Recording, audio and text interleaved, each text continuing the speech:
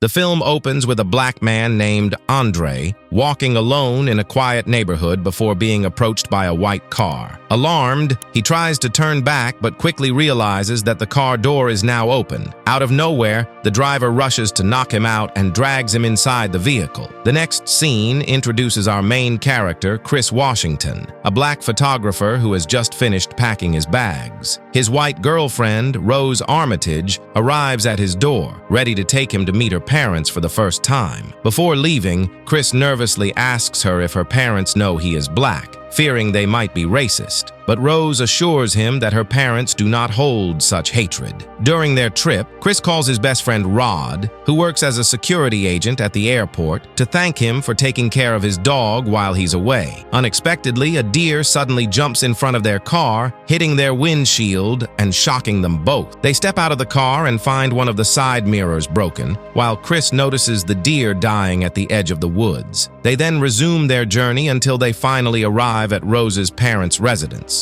It is clear that Rose's parents are wealthy. Her father, Dean Armitage, is a neurosurgeon, while her mother, Missy, is a psychiatrist. As Dean gives Chris a tour of the house, Chris can't help but feel uneasy upon noticing that both the family's gardener and housekeeper are black. Later, the four of them sit on the porch for a conversation, during which the parents announce that they will be hosting a party at the house the next day. Here, we also learn that Chris's mother passed away when he was young after being hit by a car. When they notice that Chris smokes, his father suggests he try Missy's hypnosis therapy, claiming it is highly effective in helping people quit smoking. While they are talking, Georgina, the housekeeper, serves them tea, but something about her seems off. Her expressions shift between happiness and stress. The situation gets stranger when Jeremy, Rose's younger brother, returns from medical school and joins them. During dinner, an intoxicated Jeremy excitedly shares an embarrassing story about Rose from high school, while Georgina eerily lingers in the background. The atmosphere then turns tense when Jeremy starts questioning Chris about his fighting skills and mentions how black people's genetic makeup makes them physically stronger than white people. When the couple is finally alone in Rose's room, she furiously complains about how weird and racist her family was throughout the day. She apologizes to Chris, saying she didn't expect her family to behave that way. Later that night, Chris struggles to fall asleep and decides to step outside for a cigarette. When he returns, he finds Missy sipping tea in her therapy room and decides to join her. Missy begins asking Chris about his smoking habit and whether he would like to try hypnosis therapy now. But before he can respond, she starts stirring her tea. The scratching sound seems to have an effect on Chris. She then asks Chris very intrusive questions about what he was doing at the moment his mother passed away. Even though he is reluctant, the sound of the stirring tea compels Chris to answer. Missy continues talking about this particularly traumatic moment from his past, and over time he starts to cry and eventually feels paralyzed. As a final touch, Missy utters the word sink, which involuntarily gives him the sensation of sinking into his own mind. Desperately, he tries to reach out, but he finds himself unable to do so. Missy calls this place the sunken place. His consciousness has left his body, while his body remains paralyzed in the chair. The next thing he knows, he wakes up in Rose's bed with a message from his best friend, Rod. He considers what happened last night to be just a nightmare. Noticing that his phone battery is low, he plugs it in and goes to see Walter, the groundskeeper, attempting to talk with him. Here we notice that something is off about him. His eyes seem distant, and his accent resembles that of a white man from the 1950s. He also brings up Chris's smoking habit and asks if the therapy with Missy worked last night, proving to Chris that his nightmare was not a dream at all. Chris informs his girlfriend about the hypnosis he underwent, prompting her to apologize for what her mother did. He also discovers that the hypnosis was successful, as he no longer feels the urge to smoke. Shortly after, the two men look out the window and see dozens of wealthy white people arriving for the annual Armitage gathering. Most of the guests are older white individuals who begin acting strangely at the sight of Chris. One elderly man seems becomes particularly fascinated by whether Chris is good at golf simply because Tiger Woods is. As Chris looks around for a good scene to photograph, he comes across another black man at the party named Logan King and decides to approach him. However, just like Walter, Logan speaks and acts like an old white man. Soon, an elderly woman, Logan's wife, approaches him to inform him that someone would like to see him later. Chris then meets a blind man at the party named Jim Hudson, whose name he recognizes as a well-known art curator who eventually went blind due to a genetic disease. Unlike the others, who subtly reference Chris's race in conversations, Jim openly admits to being a fan of Chris's work and praises his keen eye for photography. Feeling overwhelmed by meeting so many people at the party, Chris heads upstairs. Unbeknownst to him, as soon as he leaves, the entire party suddenly goes silent, and all the guests look up in unison. Returning to Rose's room, Chris frowns when he notices that his phone charger has been unplugged, even though he remembers plugging it in.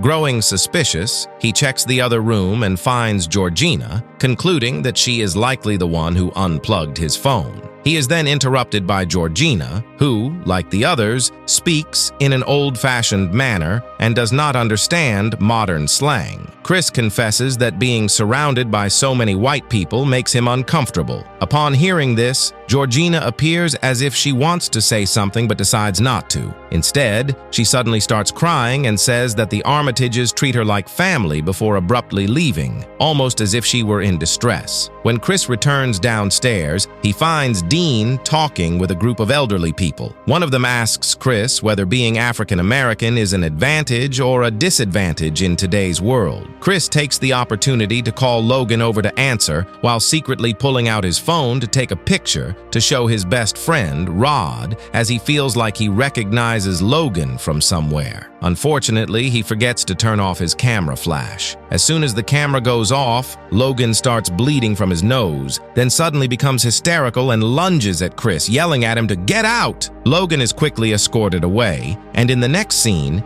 Dean explains that Logan has epilepsy and that the camera flash triggered a seizure. Logan later emerges from Missy's therapy room, claiming to feel much better and asking to leave with his wife to get some rest. In their absence, the family and guests begin to organize a strange auction, with Chris as the prize. Eventually, the blind art dealer Jim Hudson places the highest bid and wins. Meanwhile, in the woods, Chris confesses that ever since the hypnosis, he has been feeling strange and that he recognized Logan when he panicked earlier. He also expresses his desire to go home, to which Rose agrees, and they plan to leave for the city in the morning. Alone in Rose's bedroom, Chris sends the picture of Logan he took earlier to his best friend, Rod. Rod quickly realizes that the man in the photo is actually Andre Ewers, someone they used to know who was dating one of their friends. Rod starts to panic when Chris tells him that the man has apparently changed his name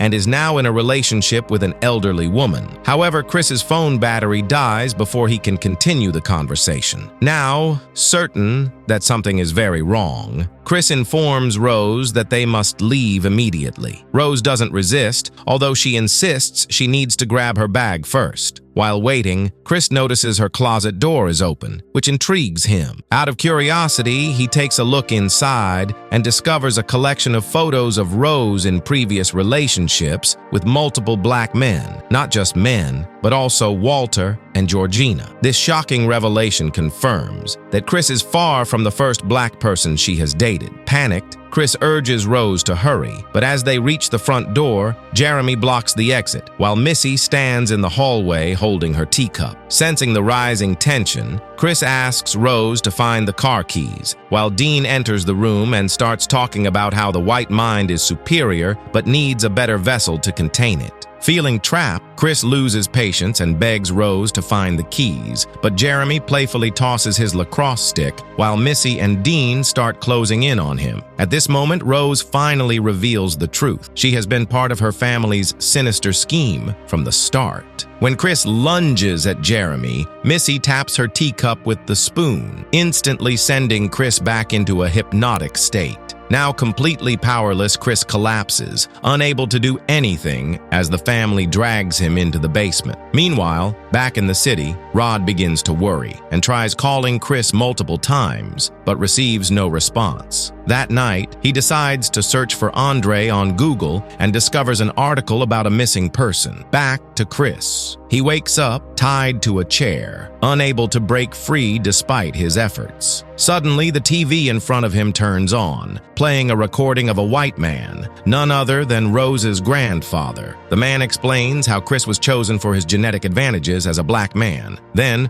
a recording of the stirring teacup plays again, causing Chris to pass out once more. Rod calls Chris's phone again, but this time Rose answers. She pretends to be confused, claiming that Chris left in a taxi 2 days ago. However, Rod can see through her lies. As he begins to record their conversation, Rose shifts her tone and manipulates him, accusing him of wanting her in a romantic way, making Rod uncomfortable enough to hang up. Meanwhile, Chris wakes up in the basement again, only to find Jim Hudson, the blind art dealer, on the TV. Jim calmly explains that Chris will undergo surgery to have his brain replaced with Jim's, allowing Jim to see through Chris's eyes. Chris's consciousness won't completely disappear, but he will be a passenger in his own body, trapped in the sunken place forever. It turns out that Rose's family transplants the brains of old white people into young black bodies, granting them preferred physical features and a twisted form of immortality. After the call ends, Chris notices cotton sticking out of the chair's armrest just before the hypnosis trigger video plays again, forcing him to pass out. Meanwhile, in another room,